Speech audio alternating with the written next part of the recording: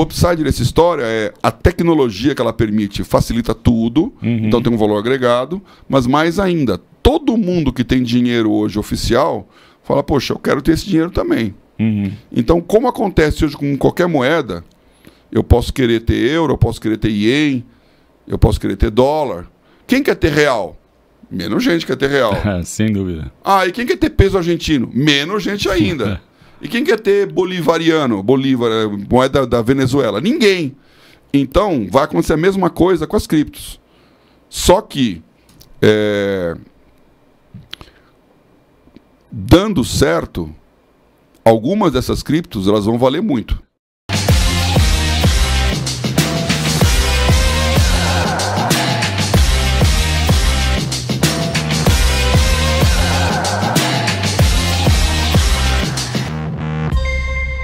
Bem-vindos a mais um podcast do Tela Negócios e Missões, onde a gente se encontra para falar de cosmovisão bíblica acerca do mundo dos negócios.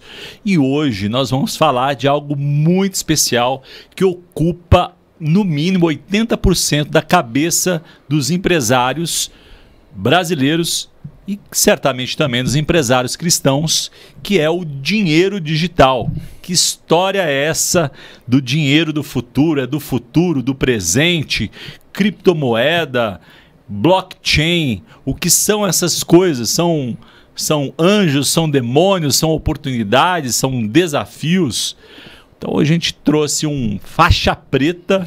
Você lutou, Paulo? Deixa eu apresentar o Paulo aqui. Eu sempre faço a introdução para te pegar aí de surpresa, né? Então, só para voltar aqui, né? O nosso convidado de hoje é o Paulo Oliveira. Paulo Oliveira, ele foi presidente da Bolsa de Valores, vice-presidente, né, da Bolsa de Valores de São Paulo, e hoje ele está capitaneando uma iniciativa ultramoderna que chama-se Bolsa OTC. Ele vai repercutir um pouquinho aqui o que é a Bolsa OTC, mas a gente tem um desafio de antes fazer ali uma introdução até para uma criança de 7 anos poder entender, então você desmistificar isso de vez, né? Já conversei com alguns empresários e falaram assim, cara, isso é muito complicado, mas de fato talvez não tenha parado para ouvir, e o nosso objetivo hoje, a nossa missão é exatamente desmistificar completamente ou o máximo possível para que você saia daqui dando aula sobre o assunto. Certo, Paulo Oliveira? Olha, tá que nem uma faixa preta aí. Não sei se vai dar aula, mas um faixa amarela aí, né? Já sai da branca, né? Sai do tipo branco, do transparente. Com certeza. Muito bom. Paulo, então, vou pedir aqui para que a nossa audiência curta, comente, compartilhe, né? É sempre importante para que a gente possa divulgar o trabalho e levar esse conteúdo para mais pessoas. Então, ajuda a gente nessa corrente do bem e fica até o final, porque entender tudo isso é muito importante, já faz parte do nosso dia a dia, não é, Paulo? E isso tem, óbvio, desafios aí pela frente, mas tem muita oportunidade que líderes, né, de instituições religiosas, pastores, toda a liderança, é importante já se antecipar, entender como que isso funciona, porque existem muitos benefícios. Então fique com a gente até o final, que eu tenho certeza que você vai enriquecer pelo menos de conhecimento, né, Paulo? Com certeza. Muito bom. Paulo, vamos começar com o conceito de Tolkien, né? O que é isso? Tolkien é o cara que escreveu O Senhor dos Anéis. É um amigo do C.S. Lewis. É amigo do C.S. Lewis. É o chaveirinho do banco. Eu me lembro que tinha o chaveirinho do banco, que era o Tolkien, né? Mas para fazer uma introdução assim bem simplista, e naturalmente você pode complementar com termos mais técnicos, né? Eu entendi o Tolkien como se fosse aquela moedinha, sabe, da festa junina? Não é? Então você ia lá no caixa da festa junina e você trocava dinheiro, papel ali no caso, por fichinhas. Isso. Que ela tanto valia para você ir na pescaria, ou ela tanto valia somada ali as fichinhas para resgatar um refrigerante, uma comida, etc. e tal. Então era uma moeda, portanto, né? Diferente da moeda ali, do papel, moeda, enfim, daquele instrumento conhecido como dinheiro, mas que servia para fazer várias transações dentro do ambiente. Tá certo esse conceito? De forma bem simplista, o que você acrescentaria aí com relação ao token para que a gente possa entender depois o que é tokenização, que é o processo de transferência desses ativos aí? É interessante isso porque a língua inglesa, né, ela é muito, muito criativa e não é à toa que é a língua mais utilizada aí nas relações comerciais internacionais, né? Da maneira como ela mexe e cria palavras, né, coisas que não existiam e começam a existir. Por exemplo, app, ninguém falava app há 20 anos atrás, 2007, começou app. Hoje todo mundo quando fala app sabe o que é, Sim. O que significa ou pelo menos como usa, né? E às vezes vira até verbo, né? Como, por exemplo, tokenização. Exato. Né? Então a palavra token é uma palavra muito antiga na língua inglesa e é o que você falou, a melhor tradução para token em termos de dicionário é ficha. E qual a diferença da ficha para a moeda? Que isso é importante. Então eu lembro que eu aprendi a palavra token quando eu trabalhava no Bank of New York, aqui no Brasil, mas obviamente tinha que ir bastante para Nova York. Então comecei a utilizar muito o metrô de Nova York. E nos anos 80, anos 90, o metrô de Nova York era com token.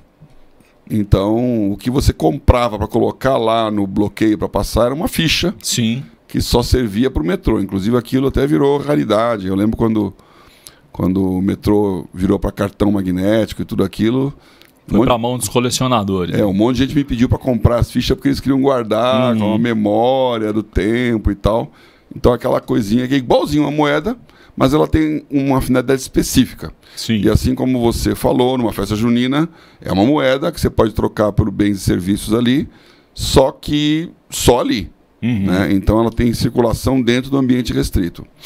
O que muda bastante com o token digital é que além da palavra ficha em português significar essa moedinha, ela também significa um bloco de anotações, né? Uma ficha de prontuário. Sim. Né? Então você tem um papel que tem a sua ficha cadastral. Aí você preenche todos os dados com a sua ficha. Então o token também é um lugar onde você escreve informações. Então ela é uma moeda que tem um papel de moeda, vamos falar um pouquinho sobre isso, que é a moeda. Sim. E ela é também um contrato, uma coisa que você escreve informações que são autoexecutáveis. Que aí é onde a gente também vai falar mais para frente, onde nesse contrato você amarra o proprietário, o titular daquele token ou daquele pedaço, né, do contrato ali.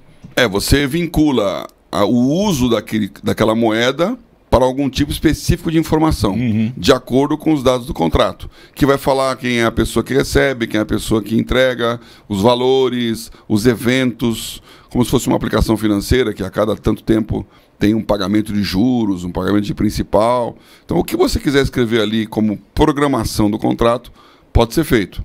Então, é um dinheiro, é uma cédula de dinheiro, só que ao invés de simplesmente ser uma cédula que você pode trocar de mão em mão por bens, produtos e serviços, você também já é o contrato que garante que o empréstimo, por exemplo, vai ser pago ou que uma transação de transferência vai ser feita.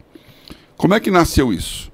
Nasceu de uma percepção de uma série de setores da economia americana muito contrários ao controle do governo, controle centralizador do governo no Banco Central americano, que é o Federal Reserve, que estava, na opinião dessas pessoas, eu acho que com razão, favorecendo os grandes e prejudicando os pequenos. E isso foi explicitamente demonstrado na crise que teve em 2008, quando teve o subprime e todo o sistema financeiro americano entrou em colapso. Então, sem entrar aqui no subprime, que é um outro assunto vasto aí, mas os bancos estavam alavancando demais o empréstimo imobiliário em cima de um boom de décadas de crescimento do preço dos imóveis. Então os imóveis eram lastro para as operações. E como o banco, quando ele empresta dinheiro, e aí vem a palavra subprime, né? Prime é a taxa principal, é a taxa de premium, né? É o cliente VIP, é o rating de crédito AAA. O subprime é um crédito não tão bom. Então o que os bancos faziam era que estavam emprestando dinheiro para comprar imóveis, financiando compra de imóveis para clientes não tão bons, com lastro no valor do imóvel. E como o valor do imóvel subia, de quando em quando você podia reprocessar aquele lastro e comprar mais imóveis. Então as pessoas vendo aquilo, você compra uma casa de, sei lá, $500 mil e de repente está valendo 1 milhão. Havia um movimento relativamente inflado ali, falso, né? Porque Criou uma bolha. Cria-se uma bolha, e uma falsa percepção do real, né? Porque todo mundo começa a comprar imóvel, o preço do imóvel sobe. Sim. Eu estou falando isso porque vai acontecer a mesma coisa com a criptomoeda. Então todo mundo começa a comprar, o preço do ativo, que naquele caso era o imóvel, sobe e ele refinancia aquele imóvel, compra mais imóveis e o crédito dele não é bom. E como é que o banco manuseava o crédito não bom?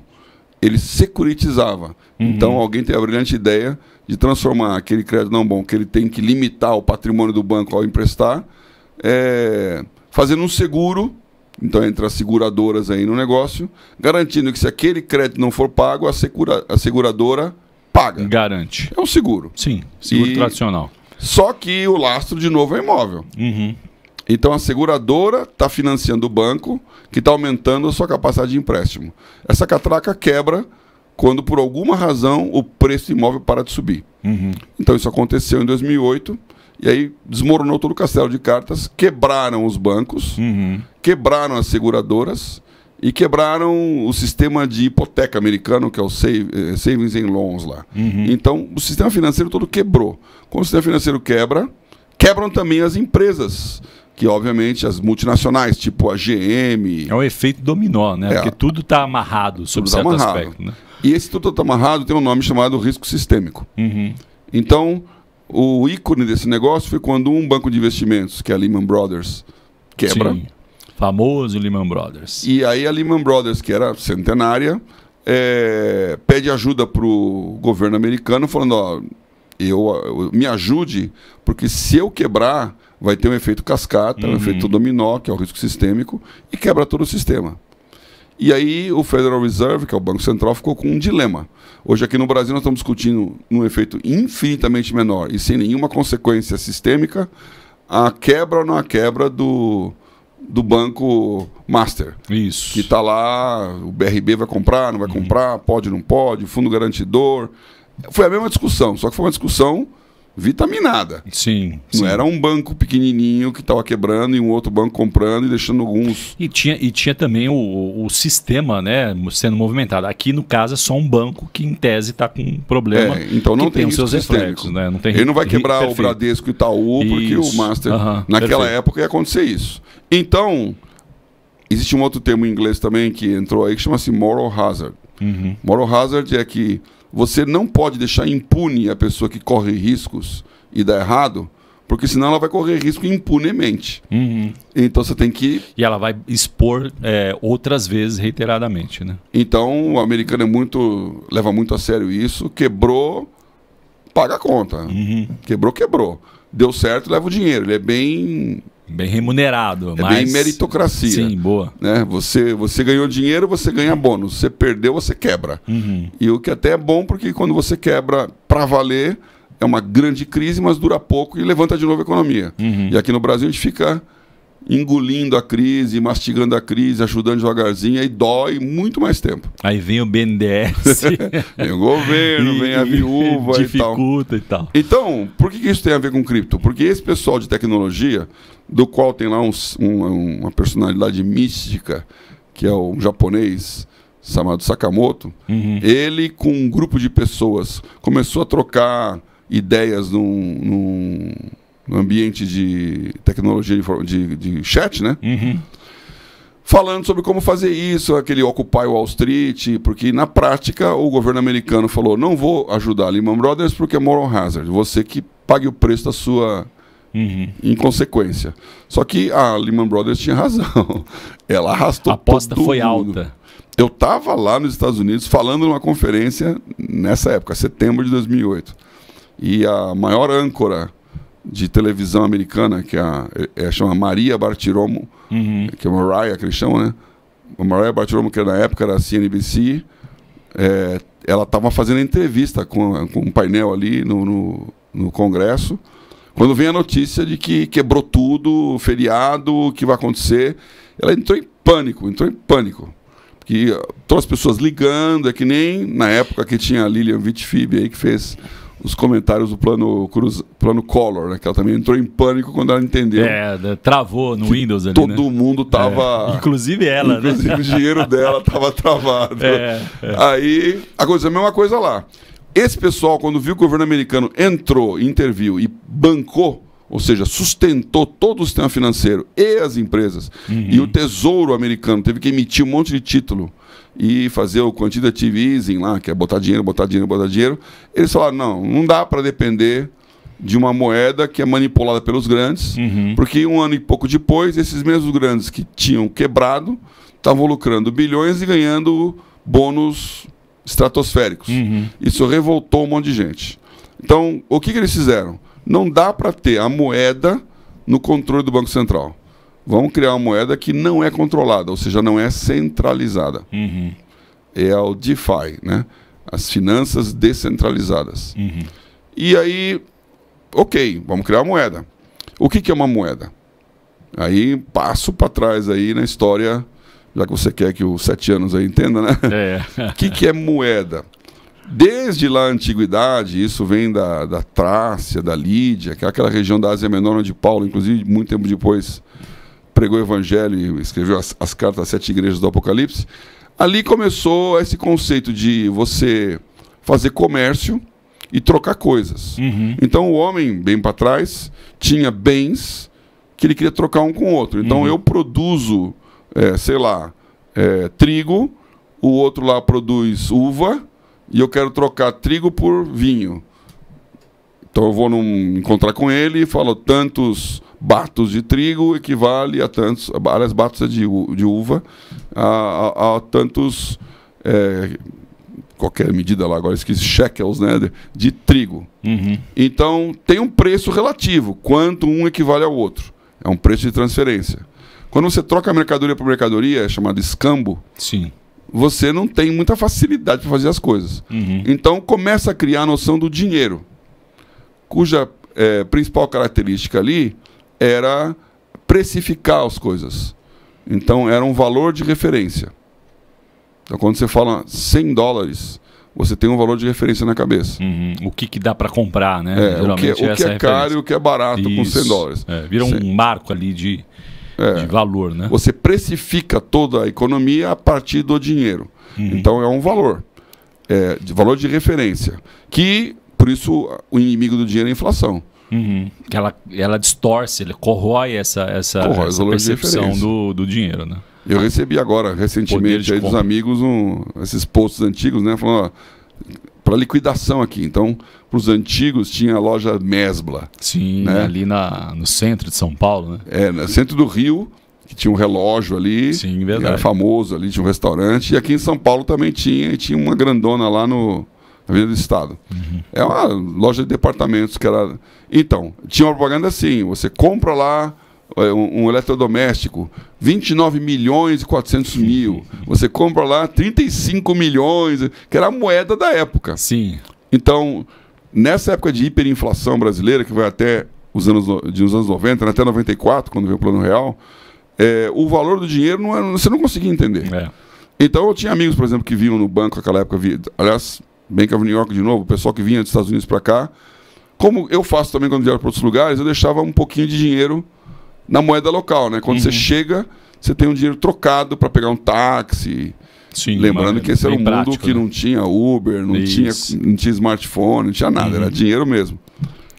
E aí, então, ele guardava. Quando ele voltava, uns meses depois, o que era uma corrida de táxi do aeroporto até a Avenida Paulista, não comprava um chiclete. É uma loucura, né? Valor de referência. A segunda coisa que o dinheiro faz, e eu não estou pela ordem de prioridade aqui, ele é valor de reserva. Ou seja, o pessoal lá começou a pensar, eu preciso criar alguma coisa que possa ser portátil, não portátil, em que eu guarde as minhas riquezas. Então eu tenho lá a casa, tenho lá bens, eu tenho lá os produtos que eu estou produzindo e vendendo. Além de ter uma moeda que me permite transacionar e referenciar uma coisa pela outra, eu tenho que guardar intrinsecamente o valor. Então surgem aí os metais preciosos. Então, prata e ouro, principalmente, eram coisas de valor, até hoje são, ou então joias, pedras preciosas.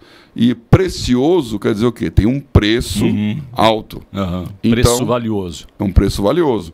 Então, ele é reserva de valor. Então, uma moeda de ouro valia o peso dela em ouro. A moeda de prata, assim por diante. E você pode olhar que até hoje a gente tem essa noção de tamanho como de valor. Então, você pegar uma nota de R$1, ela é menor do que a nota de R$2. A nota de R$1 não tem mais, né? Não. Agora é só moeda. Então, a de R$2 é menor que a de 5, que é menor que a de 10, que é menor que a de 20, que é menor que a de 50, que é menor que a de 100... E, lá não é menor que a de 200. Agora, faça essa experiência. Se você pegar a nota de 200, que é a nossa maior nota, ela é do tamanho da nota de 20. Verdade. É porque também senão ia virar um jornal. Né? Na verdade, se você pegar a mesma sequência no euro, é a mesma coisa. Sim. E o dólar que é um pouco diferente quando eles fazem isso. Porque o dá a sensação de que ela vale mais. Ah, entendi. Porque a moeda de maior valor pesava mais do que a moeda de menor valor. Porque ela tem que ter mais peso em ouro, em prata. Então ela era maior. Quanto maior, mais valor. Então o negócio está no nosso subconsciente. Eu lembrei, isso me acionou aqui uma memória familiar. E eu me lembrei que a minha mãe falava pro meu pai assim, dá uma nota pequena para ele comprar um pão, né? E aí deve ser isso, né? O tamanho da nota. E ele tirava do bolso, tinha um elástico ali, tinha um maço assim, abria e ele guardava as notas menores na frente, né? E, enfim, as maiores no fundo. E aí ele separava, mas me lembrei dessa história das notas menores. Então, o dinheiro, ele é reserva de valor. Grandes valores têm maior peso de dinheiro. Qual que é o inconveniente disso? Muito dinheiro pesa muito. Sim. Então tem um baú de riquezas que tem lá cheio de moedas, de ouro, dobrões. Os cofres da vida. Os cofres. E aí, que inclusive vem aí o nome banco. Né? Porque banco vem de italiano banca, que é justamente um baú. Olha, interessante. Que em português e em espanhol é caixa. Ah, por isso o banco aqui chama Caixa. A Caixa Econômica, ela vem desse nome, dos primeiros bancos, que foram bancos... Interessante. Eu nunca entendi por que é Caixa, né? Exatamente. Porque o que acontecia lá, eu estou falando agora de Idade Medieval, 1400, quando os primeiros bancos começam a surgir na Itália, principalmente em Gênova e em Veneza, que eram cidades de grande mercantis, né? Negociavam com o mundo todo. E aquelas viagens lá do Marco Polo, que vai lá para a China, vai lá para especiarias da Índia, eram viagens de anos, incertas. E quem ia viajar, e depois logo na sequência os portugueses e os espanhóis com as viagens de navio, quem ia viajar guardava os bens num baú de um fiel depositário. E aquele homem que estava guardando aquelas coisas, ele botava no baú e quando ele voltasse, ele devolvia. Então as riquezas estavam ali na Caixa, que inclusive o maior banco da Espanha também chama Caja. O maior banco de Portugal é Caixa Geral de Depósitos. Talvez seja por isso que seja caixa eletrônico também.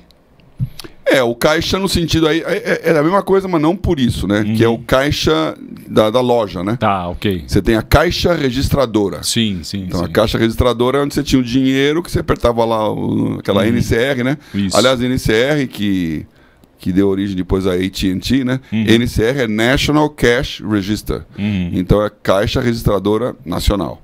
Ou seja, depois de ter coberto etimologicamente a palavra caixa, você vê que o Paulo também é professor de história, né? Mas sabe por que isso é importante? Etimologia, né? Porque esse conceito de reserva de valor foi evoluindo. E o token é a última evolução dele. Então, eu tenho lá a moeda que eu guardo na caixa, no cofre. É meio impraticável. Sim. Então, andando muito na história, porque as moedas, como eu falei lá, Lídia, Trácia, vai passando pela Grécia chega nos romanos, os famosos sestércios. Então são moedas que estão ali circulando. E lá em Israel o shekel, que até hoje é a moeda, é uma unidade de peso que vira moeda, né? E o Banco da Inglaterra, Bank of England, ele começa a pensar, em vez de bom, e o que acontece então? O dinheiro, ele é basicamente lastreado em ouro. O principal ativo financeiro é o ouro, que é o lastro da moeda. Moedas de ouro. Tem de prata, tem de cobre e tal, mas... Para tornar portável aquela riqueza. É um depara, né? É um depara. Aí vira uma moeda, no caso. É uma moeda. Tá. É uma moeda de ouro. Só que aí o Banco da Inglaterra falou, isso aqui também não é muito prático, não. Então vamos fazer o seguinte, por que as pessoas faziam? Se o dinheiro está escrito lá 5 pounds, aliás, de novo, pound é uma medida de peso, né? Eu sempre estou com essa dúvida, porque a moeda da Inglaterra é a libra, libra esterlina. Mas ninguém fala pounds, libra, né? Todo mundo fala pound, porque é o peso, né? Um pound é 450 gramas, né? Então, o pound, que é a moeda inglesa, é o peso em ouro. E a mesma coisa, quanto mais valor, mais peso. Então o Bank of Inglaterra, o Bank of England fala, bom, faz o seguinte, eu vou guardar esse ouro aqui no meu cofre e eu vou emitir uma nota dizendo, pague-se ao portador desta quantia de tantos pounds. Assinado, tesoureiro do Banco da Inglaterra e o rei. Isso seria como um cheque ou já é o papel moeda ali, o dinheiro? É o papel moeda. Tá. Que se chama em inglês o bill. Bill note. Então é uma nota, e o sentido de nota como nota promissória, é isso aí, é um contrato.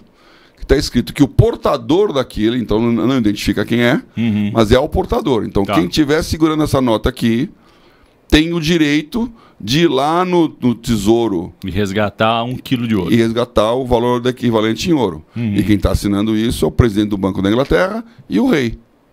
Então, o dinheiro, que é o papel moeda, ele representa o ouro que está guardado num cofre. Esse era o padrão ouro. E o mundo inteiro, então, os bancos centrais todos tinham os ouros nos seus depósitos. E aí vem os mais velhos, vão lembrar do Fort Knox. Sim, famoso. Muitos filmes, né? Inclusive, um monte de filme, né? Que era o lugar onde Faroeste, né? Todo o ouro americano estava no Fort Knox, né? Exatamente. Então era o lugar, era o cofre do cofre do cofre, onde estava lá a riqueza dos Estados Unidos, que era o que lastreava a moeda. Lastro, ouro. Bom, o que acontece? Bretton Woods, guerra e tal, os Estados Unidos declara que o fim do padrão ouro. Então, quando você fala fim do padrão ouro, é fim desse lastro do ouro. O papel moeda corresponde a algo físico de verdade. E por que tomaram essa decisão?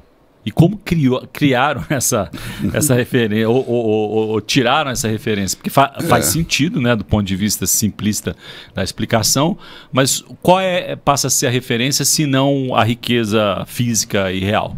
Então, a moeda, ela tem esses papéis todos. Como eu falei, são 3 papéis.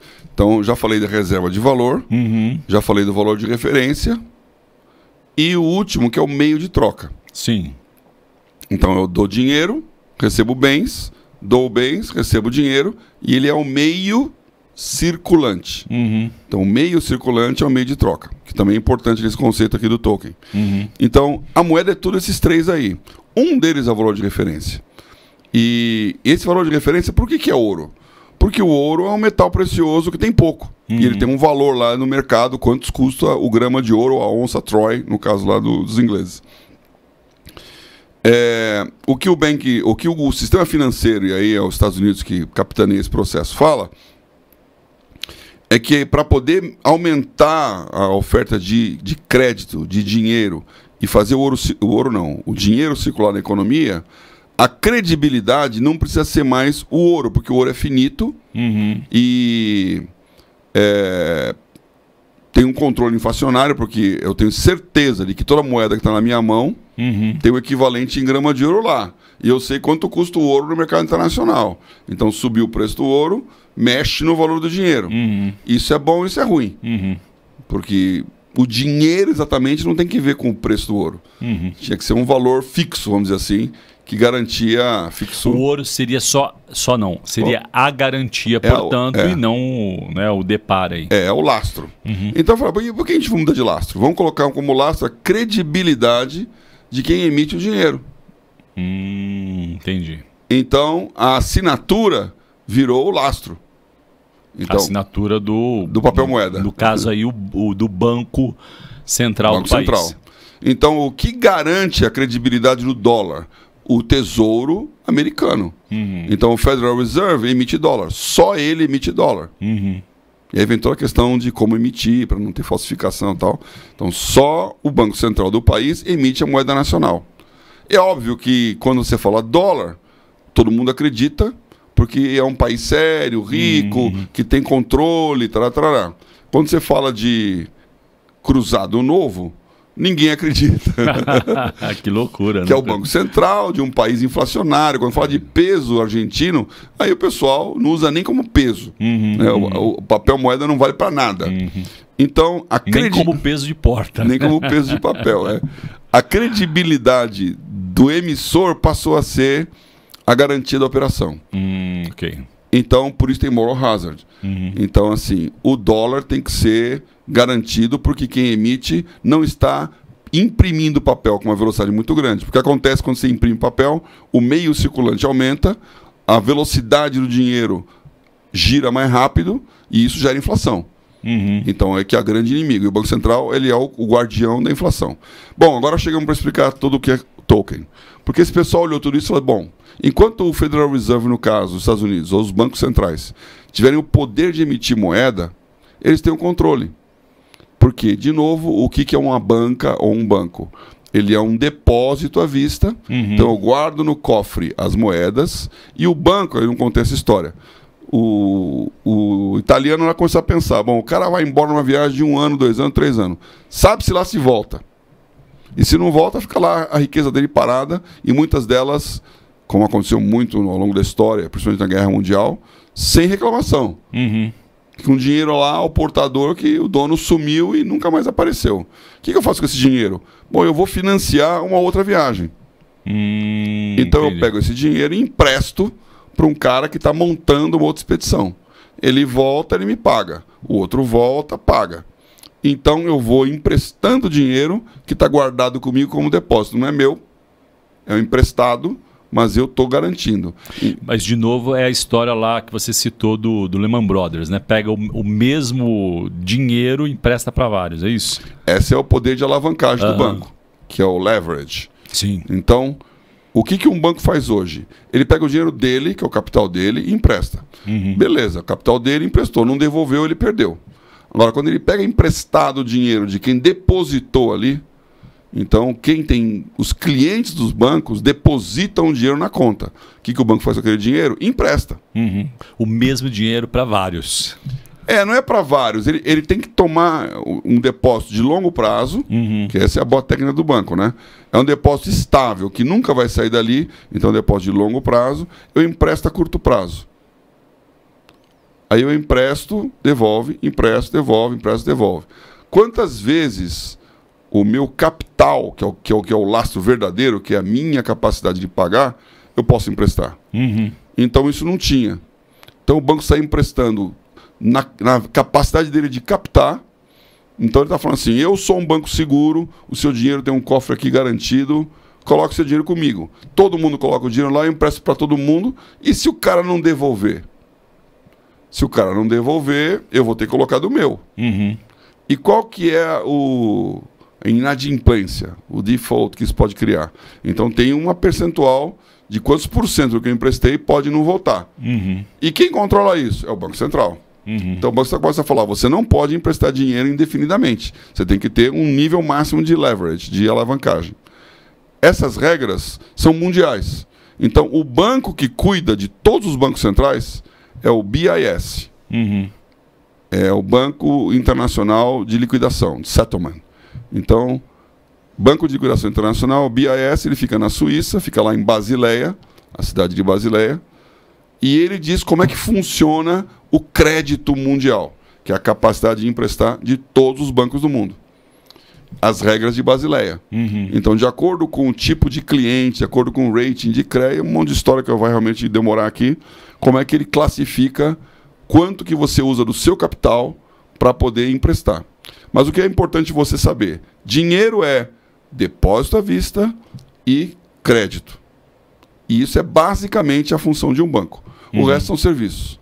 Mas o banco existe para poder guardar dinheiro e emprestar dinheiro. Quando esse pessoal do Bitcoin viu que não queria confiar no Federal Reserve, não queria confiar na credibilidade do sistema e queria criar um sistema paralelo, ele pensou, vamos criar uma moeda que tem essas mesmas características. Ela tem que ter reserva de valor, ela tem que ser o meio de troca, e ela tem que ter um valor de referência. Aí eu criei um dinheiro que não tem controle de Banco Central nenhum. Mas como é que eu faço isso? Então, essa foi a grande sacada do Bitcoin. Ele pensou, a reserva de valor era o padrão ouro. E o ouro está baseado na escassez. Tem pouco, então vale muito. Scarcity, no inglês. Então, eles pensaram, vamos criar aqui uma moeda digital que vai ser guardada num sistema que ninguém consegue hackear e, portanto, criptografada. Daí, então, vem criptomoeda. Né? Porque talvez, né, as pessoas, a audiência já saiba, mas Bitcoin é um tipo de uma criptomoeda. É a primeira criptomoeda. É a primeira criptomoeda. Então, não é sinônimo, né? Então, criptomoeda é uma moeda criptografada para gerar exatamente esse controle de escassez. O Bitcoin é uma das moedas que utilizam essa tecnologia. Existem outras tantas. Mas talvez hoje seja a mais famosa. A mais famosa. Não é a melhor em termos da... Nós vamos ver isso aqui. Porque ela é a primeira. Então, o que eles pensaram? Cripto vem do grego lá, que é segredo. Então, criptografar alguma coisa é criar uma chave secreta que ninguém consegue entender, só quem tiver aquela chave, que é um código, que consegue destravar a operação. Então, como é que eu escondo esse segredo? Eu vou pegar a informação que diz quanto é o dinheiro, de quem é o dinheiro, para onde vai o dinheiro, que está dentro de um computador. Só que eu vou esquartejar aquela informação em um monte de pedacinhos e eu vou misturar em todos os computadores que tem. Então, cada computador vai ter um pedaço da informação e só eu sei a chave que faz retrieve, que é... Coisa de filme de ficção científica. Mas né? é isso aí. Então, só eu sei como pegar os pedacinhos de informação que estão em cada lado, juntar de novo e criar a informação original. Então, ela está criptografada. E a senha é um talalau de sequência de números e alfanuméricos, que é como qualquer senha que você coloca aí para poder acessar o seu computador. Uma quantidade gigante de caracteres que é impossível qualquer outro computador sequenciá-la. Né? Esse é o princípio básico. E é só importante também acrescentar, Paulo, que o ambiente onde isso acontece, ou melhor, a tecnologia que a criptomoeda utiliza para fazer todo esse processo chama-se blockchain. Então, isso que eu falei. A ideia é dividir um monte de pedacinhos e depois trazê-los de volta com uma senha. Esses pedacinhos são blocos de informação. Então, blockchain é a cadeia de blocos. Sim.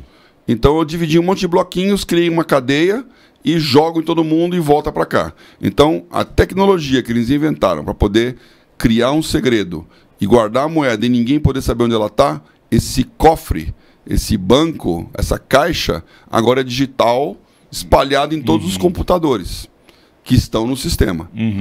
Blockchain. Então, a sacada do blockchain foi fantástica. Como fazer isso, que é uma questão... Aí vem a questão de TI mesmo. Sim. Não vou entrar aqui, mas acho que você entendeu o conceito. Claro. Bom...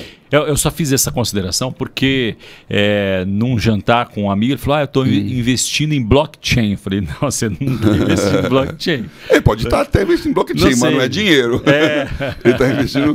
Quando você fala em moeda, cripto, você está investindo numa moeda específica, que pode ser Bitcoin, que pode ser... Não, eu até brinquei com ele, falei assim, então você está construindo uma fábrica de computadores que para poder processar alguma coisa... Falei, não é isso, não. Então, o que esse pessoal do Sakamoto lá teve a ideia? Vamos criar uma rede de computadores onde a informação está lá jogada em cada um deles e que tem uma chave que a restitui, e quem organiza todo esse processo é um programa numa linguagem blockchain. Código blockchain. Então criou o código e criou o conceito. Bom, agora eu tenho já uma maneira de guardar a minha moeda. Qual que é a forma de dar valor para ela? Então ele falou, bom, o valor vai ser o seguinte, essa moeda que eu criei, que é um token, ela não tem, eu não posso emiti-la independentemente. Então o que o Federal Reserve faz, que é o único que tem poder de criar dólar do nada, e que eu vou depender de que ele não vai fazer isso de uma maneira errática, e o que aconteceu em 2008 foi justamente isso. O governo americano emitiu trilhões de dólares para poder inundar a economia com liquidez e fazer o sistema voltar a funcionar. Então, liquidity, né, que é o que eles chamam de quantitative easing. Então, eles inverteram assim bilhões e trilhões de dólares para todo mundo ter dinheiro e começar a reativar a economia, correndo o risco de gerar inflação.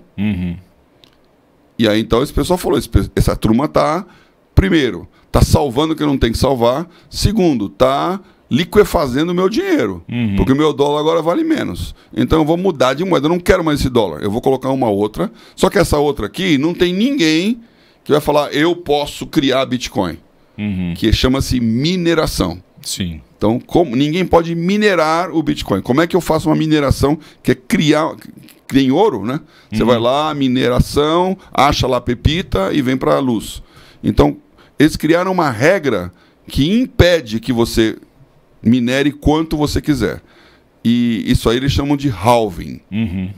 Então, a cada tantos tempos, você diminui pela metade a quantidade de mineração possível, até chegar no máximo de 21 milhões de bitcoins emitidos.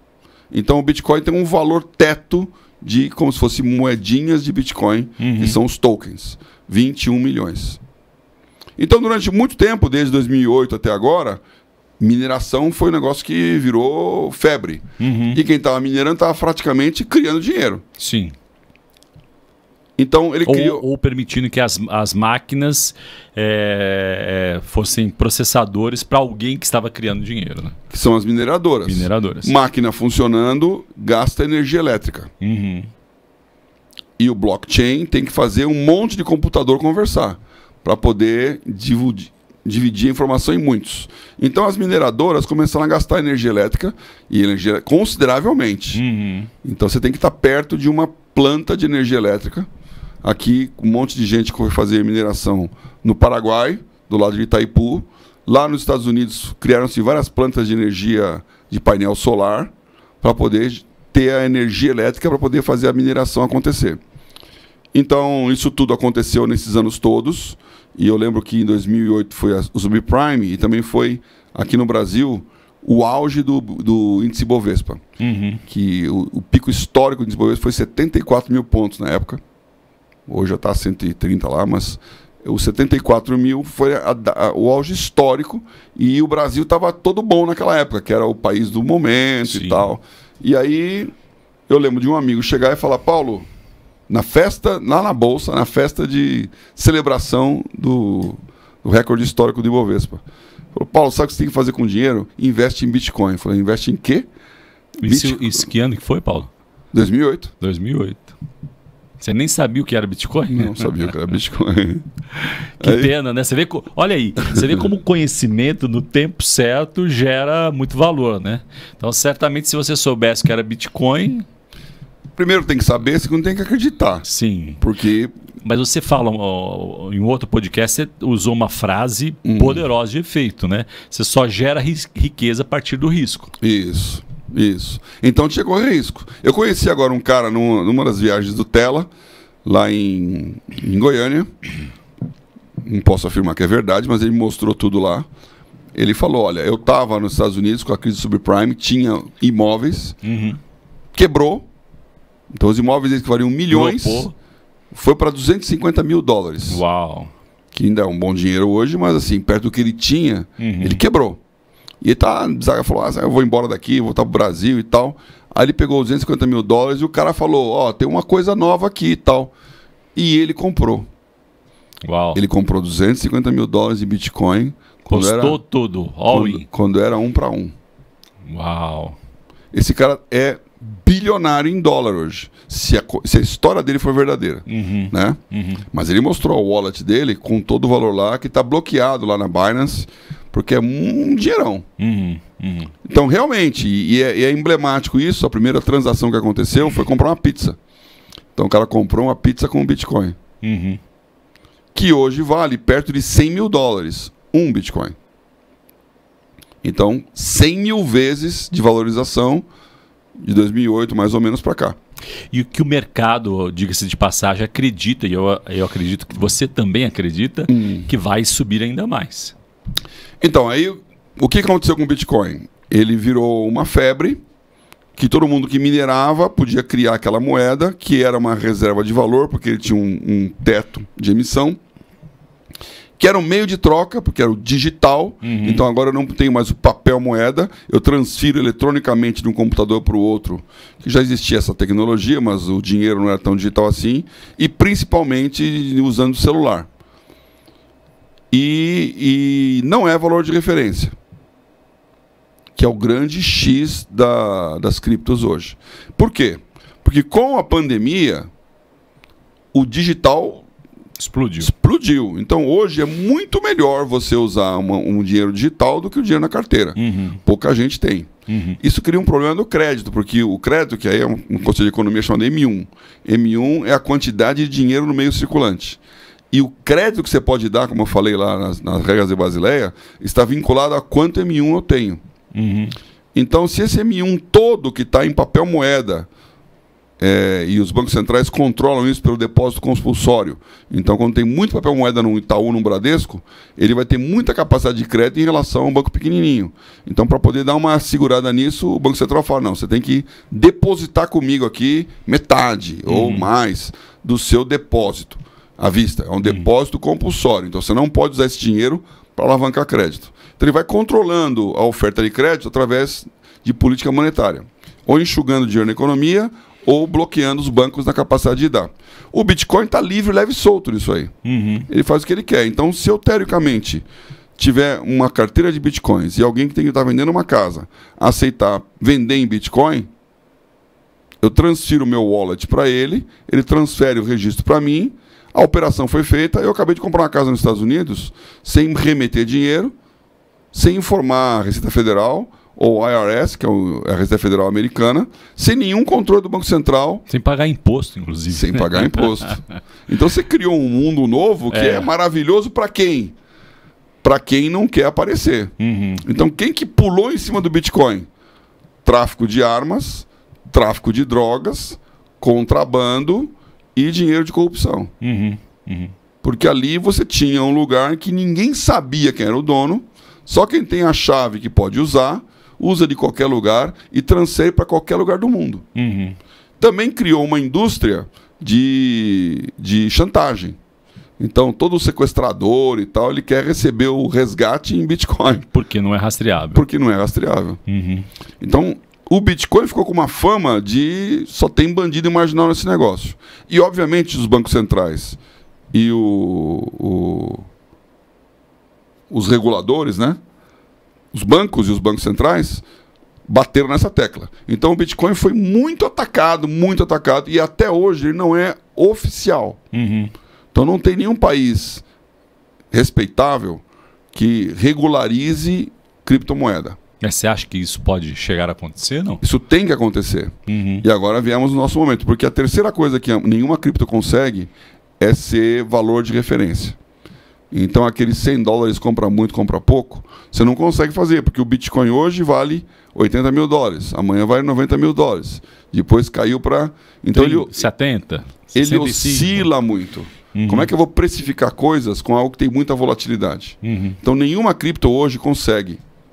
E por isso que os bancos centrais, há uns 5 anos atrás, acho que é por aí, percebendo que chegou a vez da cripto, eles se reuniram lá no BIS e criaram um programa chamado CBDC, Central Bank Digital Currency, que é moeda digital dos bancos centrais. E dizendo para os bancos centrais do mundo inteiro, se você não criar a sua moeda digital, você vai ser engolido pelas criptomoedas que não tem controle. E aí, problema sério. E aí começou então uma corrida dos bancos dos países criarem as suas próprias moedas. Aqui o Brasil, o Drext, né? Isso. E Drex. outros tanto. Drex, isso. Então o Brasil está bem na frente desse negócio, porque ele começou esse programa de criar uma moeda digital, que a gente chamava de real digital, dólar digital, euro digital, e aqui, depois de muito andar, deram o nome de Drex. Que, francamente, acho que faltou uma assessoria aí. De marketing. Parece o T-Rex, né? Que vai engolir o seu patrimônio. E por que ele fez Drex? Porque aí vem o tripé dos bancos. O sistema que funciona no sistema financeiro, ele tem três coisas. Ele tem um sistema de pagamentos, que tem que ser digital. Então, o sistema de pagamentos digital, todo mundo conhece, chama-se Pix. Então, Pix foi criado pelo Banco Central, não existia, e ele... Ninguém hoje faz TED, ninguém faz DOC, porque o Pix é digital, automático e sem custo, 24/7, e com um monte de capacidades de fazer coisas que um contrato normal não faria. Como agora está fazendo pré-datado, dividido, parcelado, tal. Então, sistema de pagamentos, moeda. E o último é ter os ativos tokenizados. Então, essas três coisas têm que acontecer ao mesmo tempo. O Brasil está muito na frente no sistema de pagamentos, porque ele já criou o Pix, que a pandemia fez explodir. Os bancos resistiram um monte, porque o banco, como eu falei, a atividade principal do banco é crédito e depósito. Mas ele faz, paralelamente a isso, serviço. Então ele cobra pelo serviço. Um deles é de transferência. Então, TED e DOC você pagava. Aí vem um Pix que não paga nada. Os bancos, que eram donos da CIP, que é a Central de Pagamentos, sentaram em cima. E o Banco Central falou, você não faz, eu faço. Aí os bancos falaram, ok, achando que ele não ia conseguir. E o Banco Central fez. E bem feito. Isso foi um tremendo avanço. Quebrou a cara dos grandes bancos. E hoje todo mundo foi para o Pix. E o Banco Central que controla. Tem um subproduto que é perigoso aí. Porque o Banco Central, que deveria ser o fiscal do sistema, hoje é o operador do sistema. Porque o Pix é operado pelo Banco Central. Enquanto a CIP era uma central de transferência interbancária do sistema, dos bancos. Né? Cada banco tinha lá o seu pedacinho na CIP, que hoje chama Núclea. Então, o Brasil já está muito adiantado e é um país que ganhou mais prêmios do mundo com o sistema de pagamento digital. A moeda digital é o Drex, está em curso, tem um monte de problema aí, podemos falar mais dos problemas do Drex, que estão sendo resolvidos ou esperam ser resolvidos, mas esse negócio devia estar pronto já 2 anos atrás, agora tem pelo menos mais 2 anos para frente. Então tem um imbróglio aí, que é inclusive tecnológico, em utilizar a moeda digital Drex, ela não está pronta. E tem os ativos financeiros. E aqui entra os tokens. Então, quando você falou blockchain e token, token não é igual a moeda digital. Token é uma ficha que pode ser qualquer coisa. Então, quando você tokeniza a economia, quer dizer que você vai não só tokenizar o dinheiro, que é o Drex, mas você pode tokenizar os ativos. Então, você pode ter uma ação da Petrobras tokenizada, CDB do banco tal tokenizado, debenture tokenizado. Aí no ativo financeiro. Mas você pode ter a escritura de um imóvel tokenizado. Quase tudo pode ser tokenizado, né, Paulo? Dentro desse conceito de transformar ali numa chave, num pedaço, praticamente quase tudo pode ser tokenizado. Eu digo isso porque é importante entender essa possibilidade, porque hoje de manhã eu li uma notícia, por exemplo, que eles estão falando que vai haver um incremento no mercado imobiliário de trilhões de reais por conta da tokenização, que economiza processos, tira intermediários, simplifica, né? Eu mesmo comprei recentemente um apartamento para investimento. Eu perdi uma semana, né, então, para poder registrar, documentar, e falei assim, cara, não é possível que a gente esteja na idade da pedra, né? E pensando nos smart contracts, você faz isso num clique praticamente, de uma forma mais simples. O que isso importa entender é que diminui o processo, a burocracia e o custo. Isso para dizer, portanto, que a tokenização ela vai avançar em muitas áreas da nossa economia. Para trazer também um peso real, né, prático aí para quem está nos ouvindo, e entender que a importância exatamente de estar vendo esse assunto, porque esse processo de tokenização é sem volta. Você concorda comigo? Isso, sem volta. E entender esse jogo é importante para exatamente essa questão do usar bem o dinheiro, investimento, etc. e tal. Então, você tocou no ponto aqui, que é o ponto mais importante do dia a dia. Uhum. Quando eu tokenizei todos os ativos e vou pagar com uma moeda tokenizada num sistema de pagamento digitalizado, eu mudei a maneira de gerar toda a economia. Então, o que isso vai fazer? Vai fazer com que a atividade bancária, que era só feita por quem tinha capacidade de guardar depósito à vista, ou seja, muitas agências, muitos clientes guardando dinheiro ali, dando crédito. E quando ele dá crédito, ele dá a taxa de juros que ele quer. Então, como é que eu componho a taxa de juros de empréstimo bancário? Eu tenho o custo do dinheiro, que é a taxa Prime, que no Brasil é a Selic. Então, o Copom, todo mês, vai falar quanto que é o juro básico da economia, que é a taxa de referência, que no Brasil é estupidamente alta, né? No nível dos 14% aí. Em cima dessa taxa Prime, que é o custo do dinheiro, eu coloco o subprime, que é o seu risco de crédito. Então, você é um bom pagador, você é um mau pagador, você é um cara que vai pagar mesmo, então eu vou te baixar o risco e emprestar mais. Você é um cara perigoso, eu vou cobrar alto, porque enquanto estiver pagando, eu já estou guardando o dinheiro para o dia que você não pagar. E por último, o custo da operação, que é a máquina, a coisa que demora lá. Então você tem que ter o custodiante, tem que ter o liquidante, tem que ter o registrador, tem uma série de coisas que é como, por exemplo, quando faz um IPO de bolsa, toda aquela parafernália lá que custa milhões para fazer a emissão. O blockchain, quando ele entra, ele de cara, ele diminui os custos da operação. Eu faço muito mais rápido e com muito menos, com mais segurança o registro, porque é uma coisa que eles chamam de DVP, que é Delivery versus Payment, que todo mundo que já vendeu carro para ficar novo ou vendia telefone, os mais antigos, deve lembrar disso. Sim. Você vai vender, você tem um certificado na mão e tem o dinheiro do cara. Se eu transferir o certificado para o nome dele e ele não transferir o dinheiro para mim, eu dancei. Se eu estou comprando e transferir o dinheiro e ele não transferir o certificado, eu também dancei. Então eu tenho um risco de liquidação. Quem faz primeiro? E aí o que o pessoal fazia antigamente, deve lembrar, era cheque cruzado, em branco, administrativo. E cheque administrativo era mais comum. Para o cara ter a certeza de que aquele dinheiro que ele está me pagando existia mesmo. E ele só vai me passar quando aquele carro que está lá no Detran e está lá, tururu, for checar, não tem multa, não tem nada, tal. Tudo isso demorava dias. Então, esse processo de liquidação e o risco de liquidação com blockchain desaparece. Porque só entrega se tiver o dinheiro. Ou seja, se uma parte não funciona, a outra também não funciona. E a operação é automática. Então, no dia em que eu escrever na minha nota de dinheiro, que é o Drex, que essa nota de... Vamos colocar aqui o montante lá, porque não é uma nota de 100, 200 reais. Sim. Se esses 100 mil reais que eu tenho aqui vai ser entregue para o Eduardo, e o Eduardo vai me dar o carro dele e vai transferir para o meu nome. Enquanto eu não tiver o carro no meu nome, eu não faço pagamento. Enquanto eu não fizer o pagamento, o carro não está no meu nome. Acontece ao mesmo tempo, automaticamente. Não tem cartório, não tem alguém olhando, não tem nada. Elimina-se um monte de intermediário e custos aí envolvidos. Por isso que é um caminho sem volta. E o mercado olha com bons olhos para isso, né?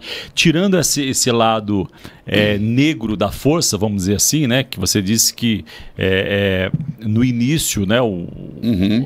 Enfim, o crime e tudo mais. Só tinha o lado B da economia ali. Agora, pensando no lado A, ele é muito positivo e ele cria uma nova forma de interagir com a economia mesmo, né? A pergunta então, Paulo, aqui tentando trazer um caso mais prático para a nossa audiência, né? Que são empresários cristãos, pastores, etc. isso vai causar, esse processo de tokenização é sem volta, e ele certamente vai causar um impacto gigante na economia e na forma com que manipula o dinheiro. Que oportunidades isso pode gerar para, por exemplo, negócios para a sociedade, né, no sentido de ganhos, né? Aqui na Rede Tela a gente fala bastante sobre isso, né, que a tecnologia é uma janela de oportunidades sem precedentes. Essa é uma das maiores. Então, amarrando com esse conceito, como que os líderes cristãos, uma pergunta tripla, até o Triple A, que é uma triple P aqui, triple question. Como que líderes cristãos, e aí vale empresários que têm ali um papel de conselho dentro de igrejas, como pastores também, como que eles podem enxergar isso como uma oportunidade, esquecendo aquela coisa do hacker, aquela coisa de Hollywood, né, aquela coisa, eu brinquei aqui, o lado negro da força, exatamente para fazer essa referência ao cinema, e as oportunidades que isso pode gerar como negócio, né?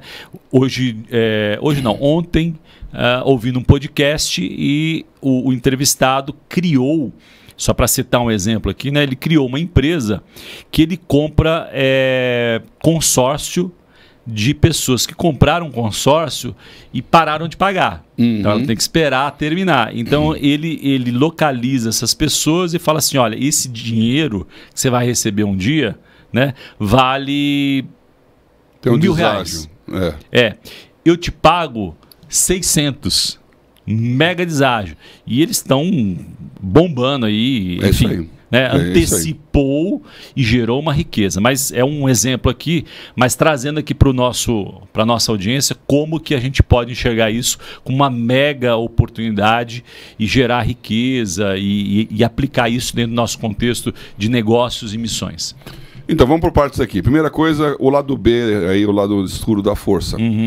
Vai acontecer com a criptomoeda e com, se for o Drex ou qualquer outra, a mesma coisa que aconteceu com o Black, que é o lado B da força também. Sim. Então, não muito tempo atrás, no Brasil, você tinha uma moeda, quem queria comprar dólar, só podia comprar dólar no oficial, se ele fosse importador ou exportador, ou se ele fosse fazer uma viagem e ele tinha uma franquia de $500. E ainda tinha o viés de fiscalização, né? Você comprar o oficial, você vai ser rastreado. Então tinha até um receio ali. Mas não podia comprar o que queria. Não podia o que queria, então, exatamente. Vou fazer uma viagem internacional. Eu posso comprar passagem aérea em reais e eu posso ir no banco e comprar $500 em traveler check ou em papel moeda.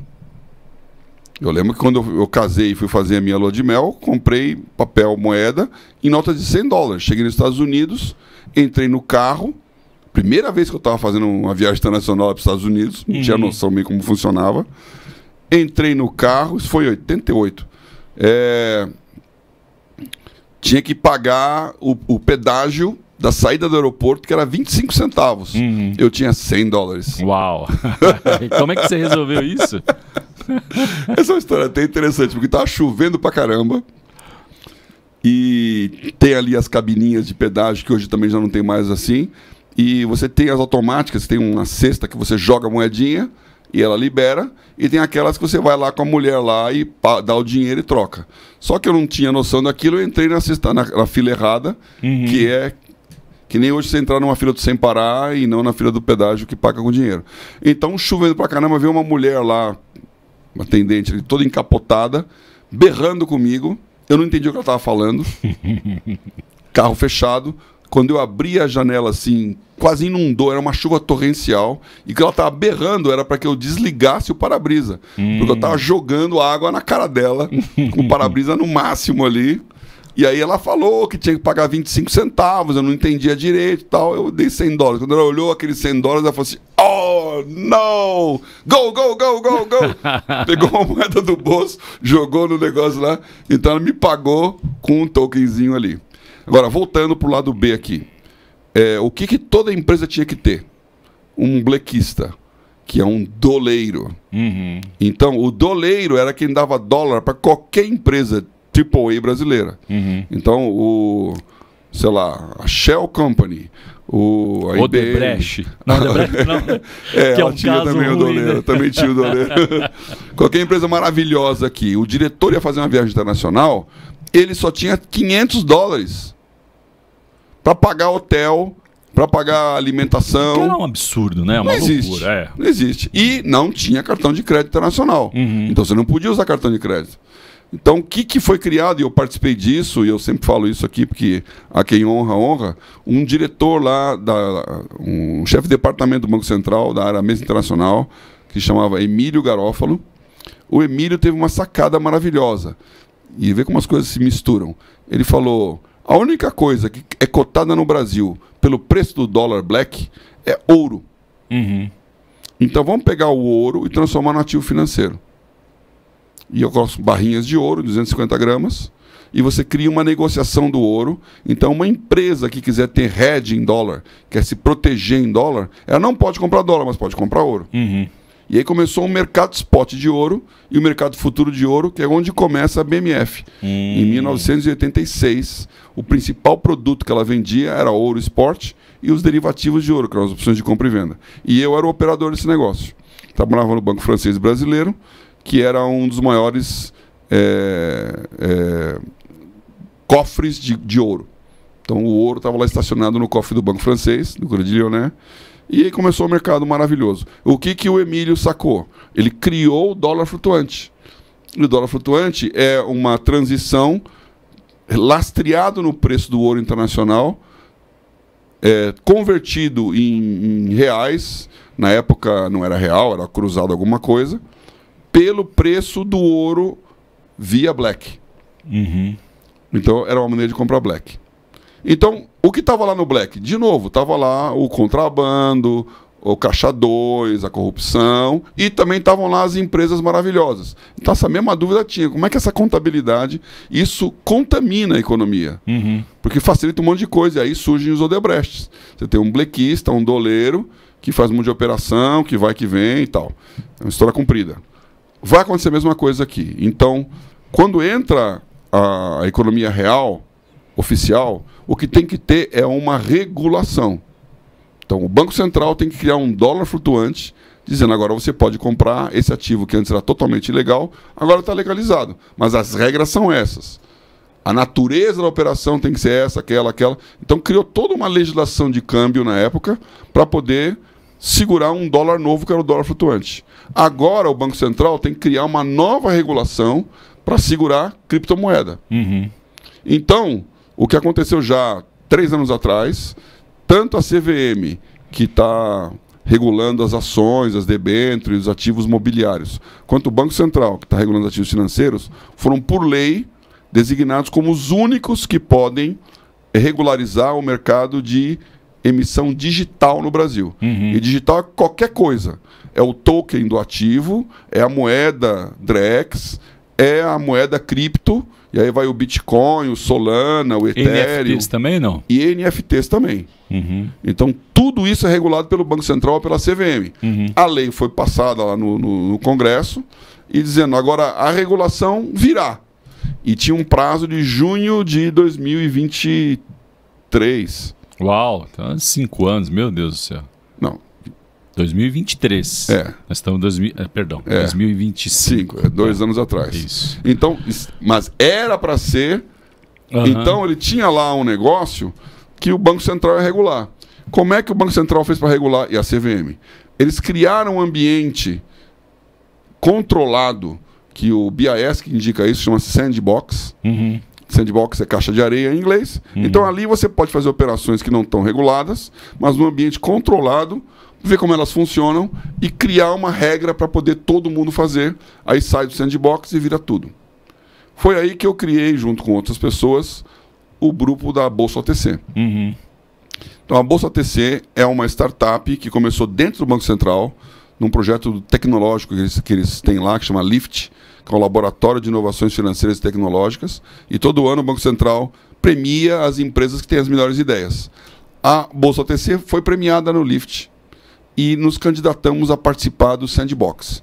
Teve 57 projetos apresentados, de várias, liquidação de dinheiro, câmbio, cartão de crédito, meio de pagamento e uma bolsa de ativos tokenizados. E nós ganhamos, só 7 foram autorizados a trabalhar no sandbox. Qual que era a ideia, então? Vocês podem fazer a regulação flexível, pede aí o que você precisa para poder fazer, nós vamos analisar, vamos permitir ou não. E tinha um comitê que a cada semanas, sei lá, 2, 3 semanas, se reunia com a gente lá, como é que está indo, como é que não está indo, monitorando, e a Bolsa OTC foi autorizada a fazer emissões de ativos financeiros, tutela do Banco Central, em tokens. Quais eles? LCI, LCA, CCB, que é uma nota promissória. Então, maravilha, isso foi uma mega notícia. E nós viramos uma estrelinha do mercado. O Bradesco fez a primeira tokenização de CCBs e aquilo era super promissor. Isso faz quase 3 anos, né? E o Banco Central ficou de criar a regulação. Vários problemas, que eu não vou listar aqui, tecnológicos, regulatórios, problemas internos do Banco Central, crises, greves. O negócio foi barrigando. Não saiu até hoje essa regulação. Uau! Então, agora é um limbo em que o sandbox acabou, porque o sandbox são 3 anos. Faz 3 anos mesmo. Em dezembro de 2024, termina o prazo do sandbox e ele não deu resultado. Então agora nós estamos no mar aberto, onde tem um monte de empresas que tem a tecnologia. Então nós temos a tecnologia TI para fazer a tokenização de ativo. Você pode tokenizar, de novo, os ativos financeiros, mas pode tokenizar qualquer coisa. Então agora nós estamos falando, por que não tokeniza cartão de crédito? Então hoje, como é que é o cartão de crédito? Chama-se arranjo de pagamentos. O cartão de crédito é uma maquininha que o vendedor lojista tem lá credenciado, um cartão na mão do comprador e eu tenho uma reserva de crédito no banco. Então eu vou lá, passo o meu cartão, comprei um produto de R$500, baixo o meu limite de R$500, eu não paguei, o lojista não recebeu e o banco está controlando o meu estoque de crédito. No dia do meu vencimento eu tenho que pagar. E quando juntar o dinheiro todo, numa outra data, o lojista recebe. O lojista, para poder ter essa maquininha lá, paga de 2% a 4%. Se ele for uma grande rede de supermercado, mais barato. Se ele é uma pequena lojinha, no mínimo 4% ele vai pagar para as grandes bandeiras internacionais terem lá o cartão para ele poder ter o cliente. E quando ele recebe a compra, é dali a 1 mês que ele vai receber o dinheiro mesmo, quando ele faz a venda. É dali a 1 mês que ele vai receber. Então, quando tokenizar isso, esse custo de toda essa trataiada aí, ele vai cair para 1%. Então já ficou barato para o cara investir em maquininha, ter um celular e uma wallet eletrônica que identifica, como você faz hoje pagamento por celular. Ele pode pegar aquele dinheiro e tem um token na mão. E aí voltamos para a primeira coisa que você falou, que é a fichinha da festa junina. Isso. Naquele ambiente que eu chamo de cluster, em que estão todos os lojistas e os vendedores, ele pode fazer como um programa de milhagem, que é uma moeda. Então eu posso comprar uma passagem, mas eu também posso comprar uma batedeira elétrica. Eu posso comprar uma hospedagem em hotel. Então, essas moedas, quase moedas, vão virar tokens e vão circular dentro do ambiente. Então, chegando no final da pergunta, quais são as oportunidades aqui? Isso. Primeiro, se você é um operador de cartão de crédito que manda para esse negócio, você pode tokenizar e baixar o custo tremendamente. Se você depende de crédito bancário, hoje, qualquer um, e são as fintechs que estão entrando fortemente, podem criar bancos com muito menos restrição, sem nenhum problema de agência, de custo de pessoas, e o crédito que ele está dando vai ficar mais barato. Então você consegue dinheiro mais barato tokenizando. Eu posso tokenizar CCB, CCB, CI, LCI, LCA. Se você é um investidor e hoje você não tem dinheiro para comprar uma grande coisa, como tem um fundo imobiliário que você pode comprar uma cota de um grande prédio, quando você tokenizar a escritura, o custo do cartório vai para... Desaparece. Também. Porque eu posso ser ter um tokenzinho de uma escritura de um negócio super caro. E eu posso vender isso no mercado secundário. Quem quer comprar um pedacinho do imóvel X?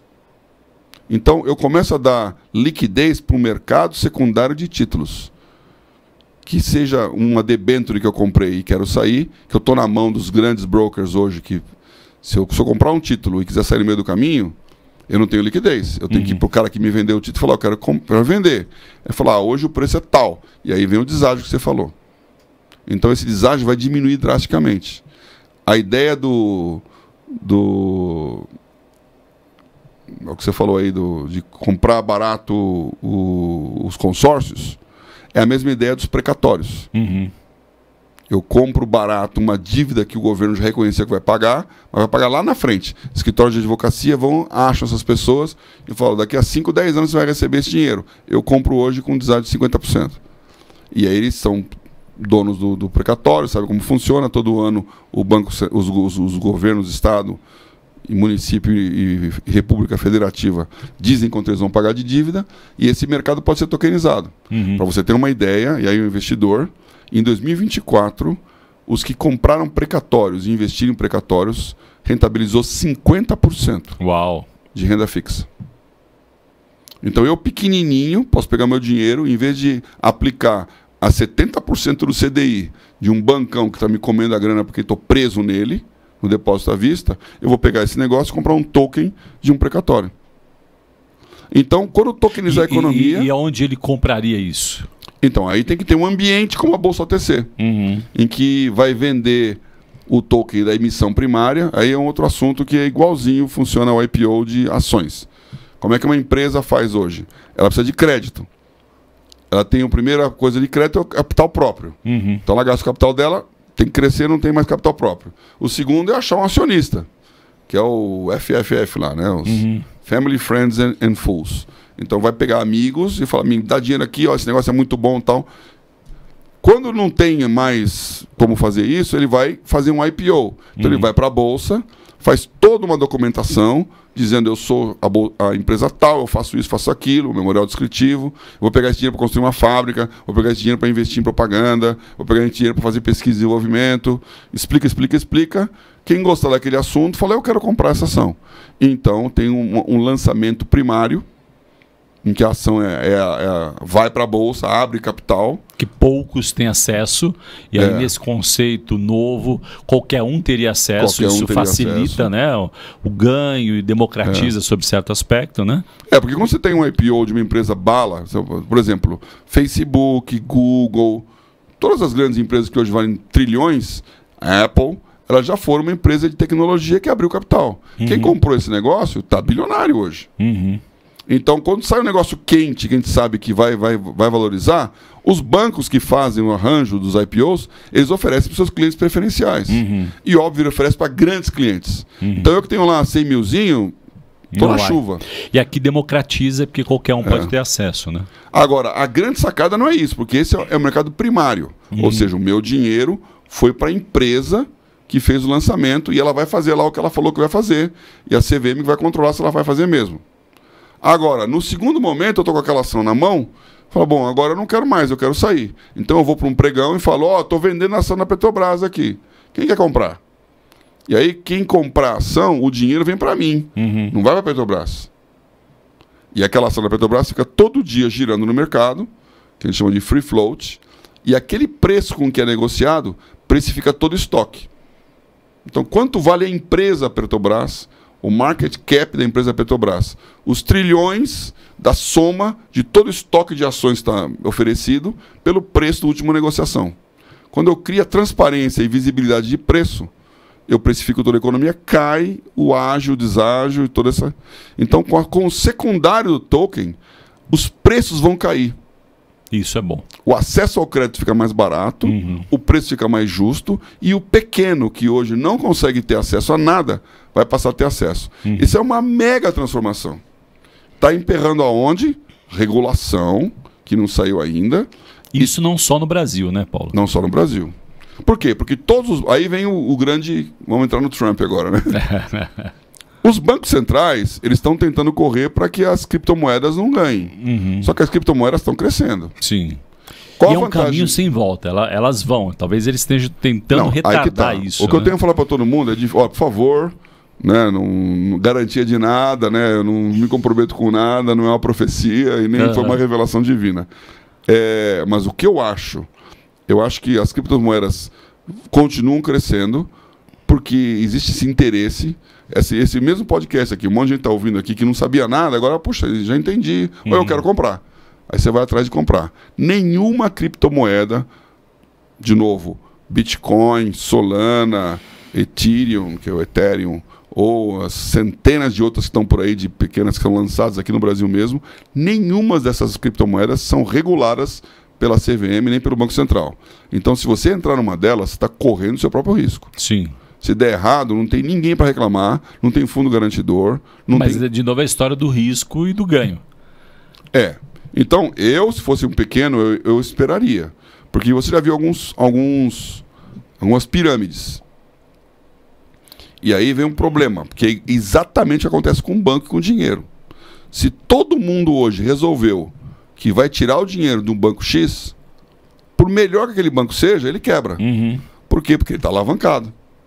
Então, se todo mundo que colocou a grana lá falou, quero meu dinheiro de volta, ele já emprestou o dinheiro e ele não tem liquidez para pagar. Então, ele vai quebrar. Essa corrida aos bancos é o pesadelo todo banqueiro. Então, ele tem que mostrar a credibilidade de que quem vier vai receber. Agora, banco é pirâmide? Não. Porque o dinheiro está emprestado por uma empresa que existe um critério de análise de crédito, o Banco Central controla com a central de crédito qual que é o nível de alavancagem de Basileia que ele tem. Então existe uma regra do jogo que garante que pode acontecer problemas. Então quem está emprestando dinheiro para o banco aqui, o que eu falei agora? Master. Estava lá atraindo dinheiro a 120 do CDI, 130 do CDI. Tu fala, poxa, esse dinheiro tá pagando muito mais do que o outro que paga lá CDI. Então vou colocar o dinheiro aqui. O que tem de diferença? Risco. Então, se o banco quebrar, eu não recebo de volta. Mas, até R$250 mil, que é o Fundo Garantidor de Crédito, o sistema garante. Então, os pequeninos conseguem, com isso, atrair capital. Quem controla esse negócio é o Banco Central e é a CVM. No ambiente cripto não tem nada disso. Quando essa regulação vier, vai ter. Então, agora a regulação também vai dar uma pancada nas criptomoedas. Então, o que eu acho que está por acontecer? Grandes países como a China, a Rússia, os Estados Unidos, a zona do euro, eles vão tomar uma decisão do que fazer com a criptomoeda. E a primeira decisão que eles estão tentando tomar é: vamos criar a nossa e banir essa outra. Se isso desse certo, a cripto vai perder muito, mas vai cair assim 50% no mínimo.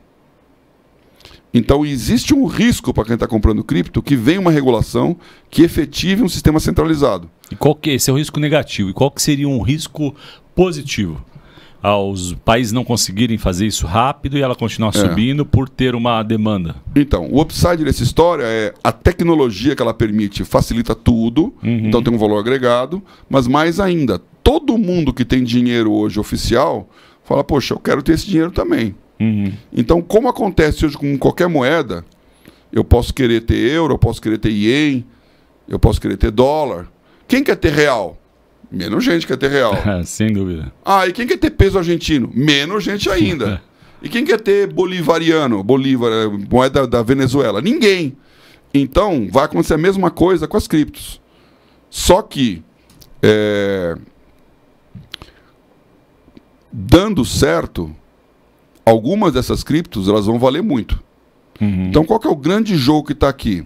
E aí é um pouco da minha... Por favor, isso aí também, estou falando aqui, você avalia aí o que eu estou falando. Os bancos centrais estão fazendo o BIS, né? Tem a sugestão do CBDC que o Brasil está no Drex. Só que os Estados Unidos, que é a maior de todos, já disse que ele não vai entrar nisso. Então o Trump entrou como presidente em janeiro e já colocou uma das executive orders dizendo: não tem CBDC aqui. E as moedas de criptomoeda, que são essas que eu acabei de falar, Bitcoin, Solana, Ethereum, gostamos dela. Não é o Federal Reserve, que é o Banco Central de lá, é o governo americano.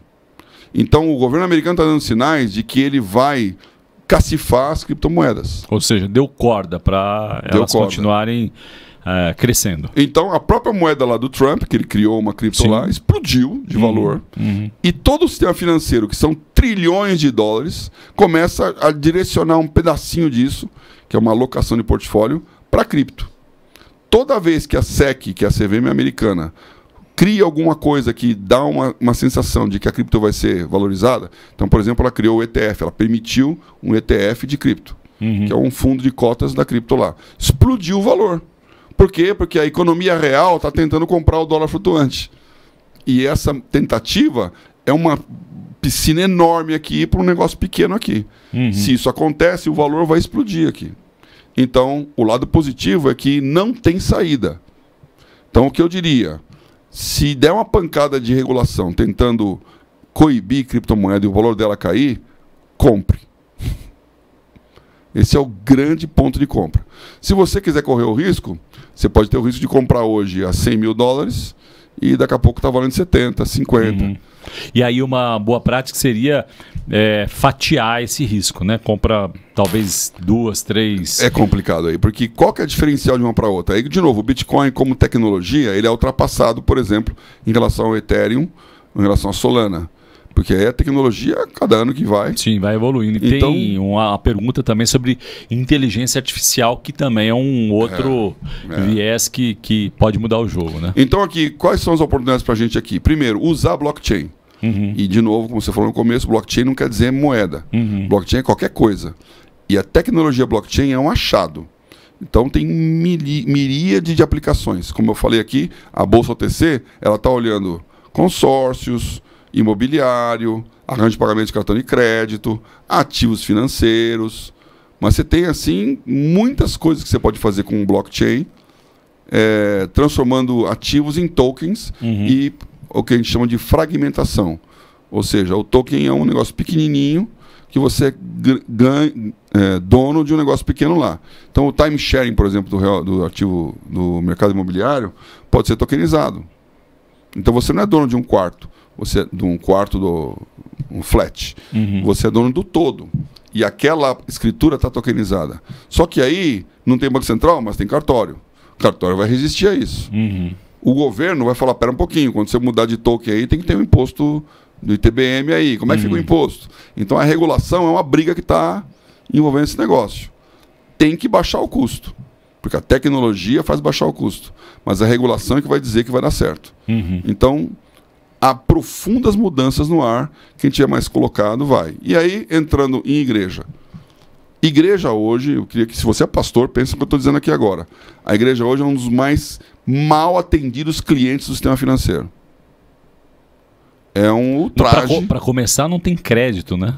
Ela não tem crédito, porque é claro que o banco está analisando que se vai devolver o dinheiro, ele só dá dinheiro para quem... devolve, né? E já foi dito isso, é verdade. Eu trabalhei em banco 20 anos como diretor de banco lá. O banco, ele te empresta dinheiro quando você não precisa e cobra quando você precisa. É isso mesmo. Esse é o bom banqueiro. Então, na hora que você precisar de crédito, ele corta o seu crédito, porque você virou um mau cliente. Então, você tem lá... está pagando todas as contas, o seu limite do cartão está lá 30, 50, 100 mil, pode usar o cartão à vontade, pode usar aí o cheque especial. E agora com o WhatsApp, o gerente manda falar assim, olha, tem um dinheiro já pré-aprovado na sua conta. Crédito pré-aprovado. Eu respondo assim, mas eu não pedi, né? É uma loucura. Lá na hora que você começar a usar o limite e não pagar, ele vai cortando. Sim. Então, a grande transformação que vem pela frente é que igrejas vão poder ter acesso a crédito. Através das fintechs e dos bancos digitais que a própria igreja pode fundar. A igreja poderia ainda... Eu sei que você tem um pedaço a mais dessa resposta aí, mas no meio eu quero inserir essa pergunta. As igrejas poderiam criar a sua própria criptomoeda para projetos sociais, enfim, desenvolvimento das atividades? Isso é ético? É viável? Faz sentido? Em tese, pode. Agora, nesse momento em que não há regulação, eu não recomendo. Porque toda criptomoeda que existe, já que ela não pode ser registrada no Brasil, tem que ser registrada fora.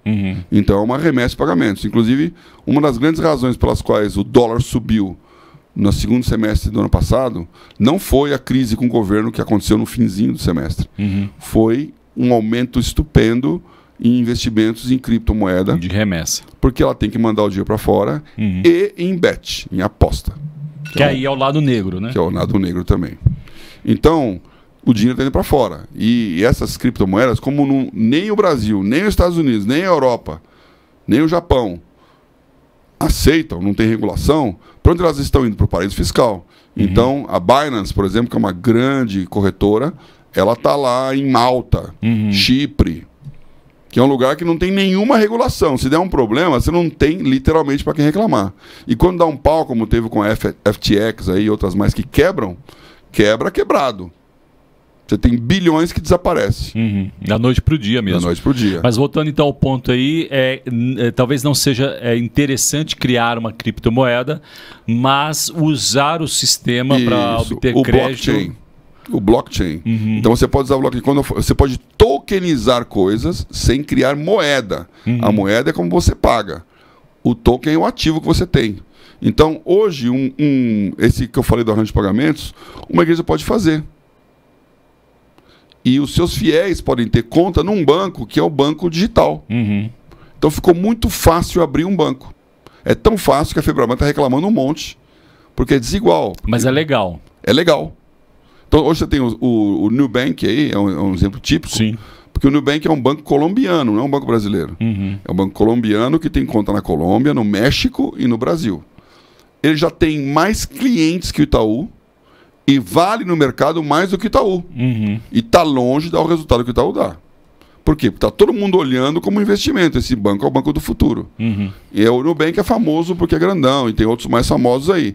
Mas a igreja pode criar um banco hoje sem nenhum problema, com a autorização do Banco Central. Então vai acontecer bancos que a gente chama de white label. Então alguém tem um banco lá e empresta para um grupo de igrejas. Então eu sei, a Lagoinha tem o Clava Forte, existe o Kingdom, que é um grupo de outras igrejas, existe o Ictus, que é da igreja quadrangular.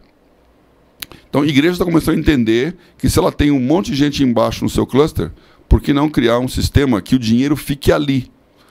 E aí vem um lado mais escatológico. Se esse dinheiro que fica ali não for para o Drex, mas for para um Solana, ele está num sistema de pagamentos que não depende dos governos. Porque, como qualquer brasileiro lembra aí, ficou famosa a intervenção do Nicolas no começo do ano, quando o governo falou de que todo mundo que tem mais de 5 mil reais de movimentação ia ser rastreado pela Receita no Pix. O que acontece com o Pix? Todas as informações ali, elas estão guardadas. Num supercomputador que já existe e está cruzando um monte de informação aí. Então hoje o imposto de renda você já viu com ele pronto. Sim. Ele já sabe tudo. Mas uma coisa é ter o controle tecnológico. Outra coisa é ter um controle jurídico legal. Então a sua privacidade é garantida por lei. Então a Receita Federal não pode invadir a conta do Bradesco e do Itaú e ver como é que está lá o seu depósito. Agora, se você tiver um problema na justiça, alguém que não pagou, tal, dívida ativa, aí ele vai lá no juiz e fala, ó, esse cara aqui bloqueia a conta dele. Aí emite uma ordem específica que vai bloquear o seu dinheiro para pagar aquela dívida. Isso já funciona assim. O problema é que com o Pix e com o Drex, isso você aperta um botão e congela. Então, se o governo quiser sequestrar todo o seu dinheiro, ele tem tecnologia para fazer isso. Antigamente, você guardava o dinheiro em ouro debaixo do colchão. O ouro valorizava, você estava garantido, ninguém sabia quanto você tinha. Ou num cofre na Suíça, que uma conta numerada, que ninguém sabia quem era o dono. Isso está desaparecendo no mundo, por várias razões, inclusive controle de tráfego, de lavagem de dinheiro. Então hoje todo o dinheiro está registrado. E com o blockchain ele está absolutamente registrado. Agora pense então numa China que pode apertar o botão e você não tem mais nada.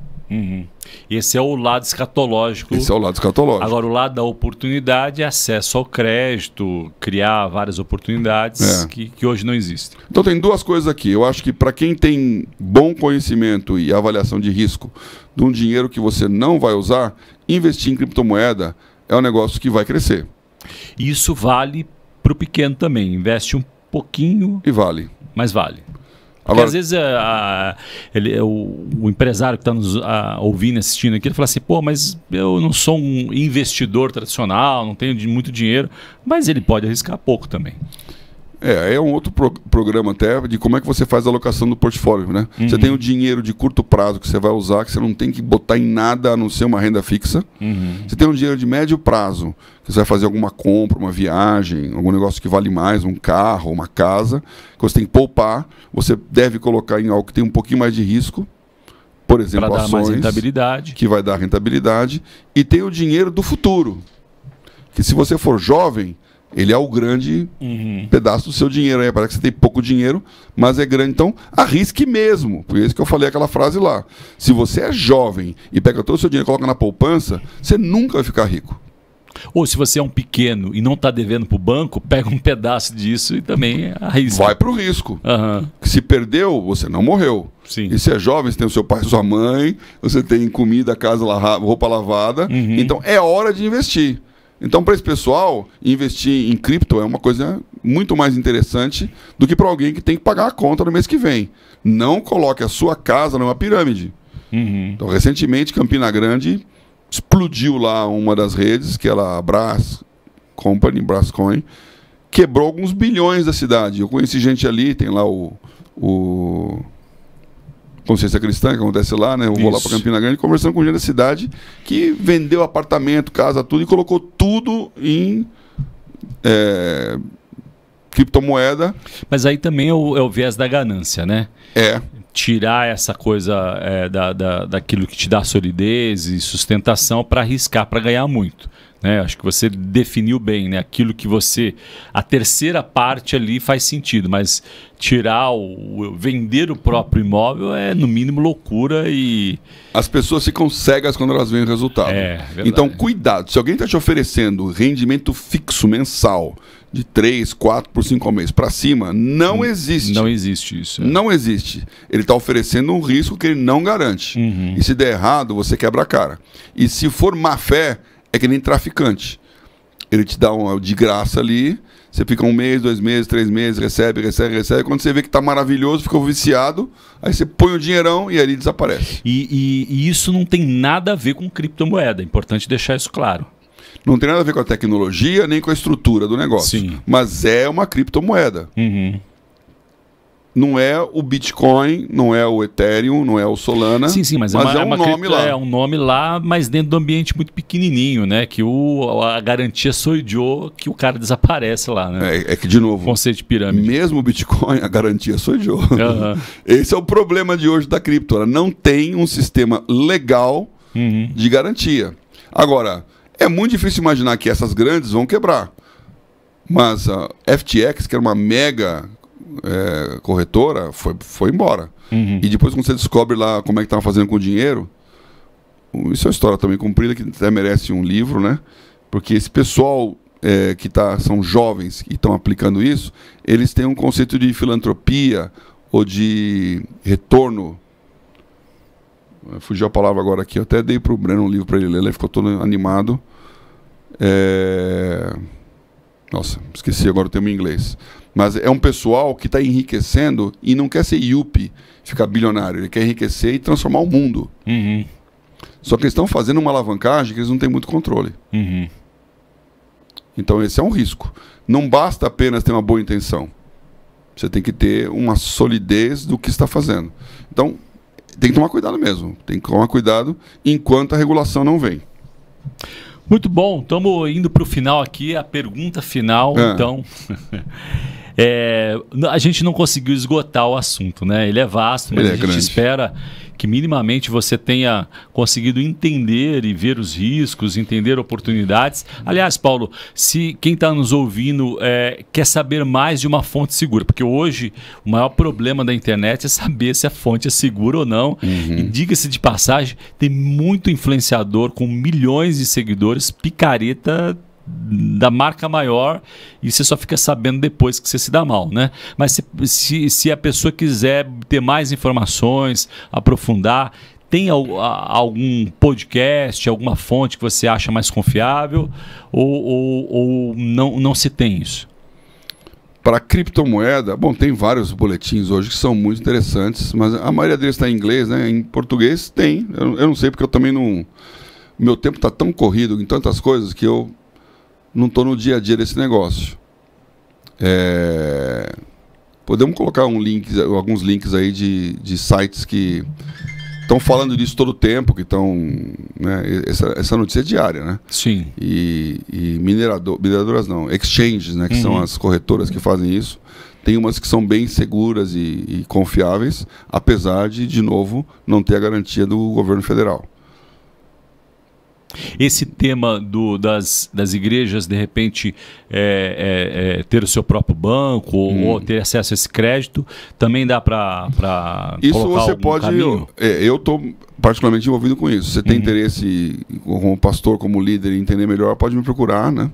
Porque eu estou conectando lideranças religiosas para entender. Via Instagram, ou é melhor acessar a Bolsa OTC para ter uma assessoria mais a Bolsa OTC, se quiser meu e-mail, né? paulo@bolsaotc.com.br.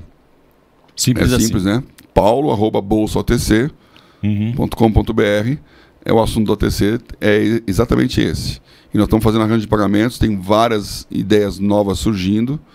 Tem um primeiro que está quase vindo à luz aí, que envolve essa parte de ter um grupo que pode ser supermercado, pode ser cooperativas, pode ser igreja. Pode ser igrejas que trabalham com dinheiro ali dentro. Então o dinheiro serve o dinheiro, porque, de novo, igreja é muito mal servida pelo sistema financeiro de hoje, vis-à-vis o dinheiro que ela coloca. E circula muito, né? É uma forma, talvez, até de melhorar a gestão aí do que circula. Né? Paulo, última pergunta, então. Criptomoeda é dinheiro do futuro ou dinheiro do presente? É do presente. Já é presente isso. Já tem gente que está bilionária com esse assunto, né? Eu falei 2008, 2010, então você tem aí 15 anos no mínimo de mercado acontecendo.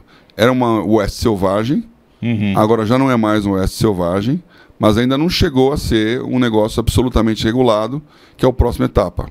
E por isso que é a oportunidade, porque quando estiver totalmente regulado, quem estiver lá, uma frase que eu falo, né? Lugar certo, hora certa, tem que chegar antes. Quem estiver lá antes já vai estar pronto quando esse negócio acontecer. Os Estados Unidos deu uma mexida forte no tabuleiro agora nesse ano, mas eu acho que está adiantando o processo. Então, os países estão se recompondo, os BRICS, que é Brasil, Rússia, Índia e China, estão aliando com outros países menores para poder criar uma moeda que seja um contrapeso ao dólar, que é o grande sonho da China e da Rússia. E os Estados Unidos percebeu que fez uma mega besteira quando penalizou a Rússia com quebra no SWIFT, que é o sistema de pagamento internacional, o PIX mundial aí. Então, a Rússia, para tentar ser asfixiada na guerra contra a Ucrânia, foi penalizada e ela teve que correr para o outro lado. Está abraçada com a China e agora está criando um sistema de pagamentos alternativo, uma moeda que será alternativa, e o Brasil está na transição dos dois, porque estamos nos BRICS, estamos no G20.